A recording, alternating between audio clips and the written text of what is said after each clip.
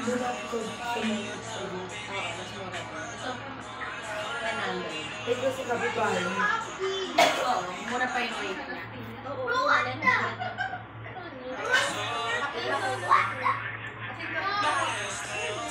Sa Angkaya. Oh, kayo ko lang. Diba? Ang mura niya, Waiting po ako sa akin. oo, kasi mura. Ito. Ang dapat, ano eh. Gusto niya magpababa na kinain. Ay, mag-golf ka. Isang beses lang nag-golf. Habi na daw na yun.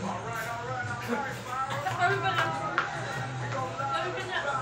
Babalik pa pala. It's for me. Bakit na kayo